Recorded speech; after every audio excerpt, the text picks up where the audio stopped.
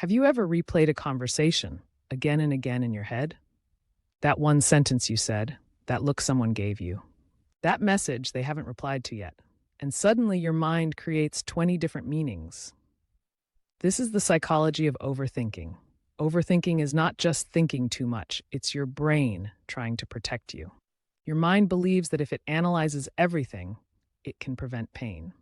But here's the truth. Overthinking doesn't prevent pain, it creates it. Overthinkers are usually highly aware people. They notice tone changes, facial expressions, small behavioral shifts. Most people miss these details, but overthinkers don't. And because they notice everything, they try to interpret everything. Why did they reply late? Did I say something wrong? Are they upset with me? Are they losing interest? The brain fills in gaps with assumptions, and unfortunately, the brain is biased toward negative assumptions. It's easier for the mind to imagine rejection than to assume everything is fine. Psychologists call this catastrophic thinking. It's when your mind automatically jumps to the worst possible outcome, not because it's true, but because your brain is wired for survival.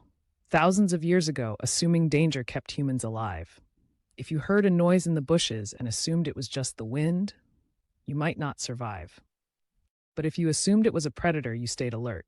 Today, that same survival system overreacts to unread messages and small changes in tone. Your brain cannot always tell the difference between social discomfort and real danger. So it reacts the same way with anxiety. Another reason people overthink is fear of losing control. When you can't control a situation, your brain tries to control the narrative, so it analyzes, replays, predicts, prepares. You think that if you prepare for every possible outcome, you won't be hurt. But thinking about something is not the same as controlling it. And that's where the exhaustion begins. Interestingly, overthinkers are often deeply empathetic. They care about how others feel. They don't want to hurt anyone. They don't want to be misunderstood. So they mentally rehearse conversations. They imagine future arguments. They prepare explanations for things that haven't even happened. It feels responsible, it feels productive, but it's mentally draining. Overthinking also creates a loop. You think, you feel anxious. The anxiety makes you think more, which increases the anxiety. The mind searches for certainty, but the more it searches, the more uncertain it feels. It becomes a cycle, and cycles are hard to break because they feel familiar, even when they hurt. There's also something important to understand. Overthinking is often connected to past experiences. If you've been rejected before, ignored, misunderstood, or blindsided by someone's behavior, your brain learns, next time, analyze more. It becomes hyper-aware to prevent future pain. But hyper-awareness can slowly turn into hypervigilance. And hypervigilance is exhausting. So how do you break the cycle? First, understand this. Not every thought deserves your attention.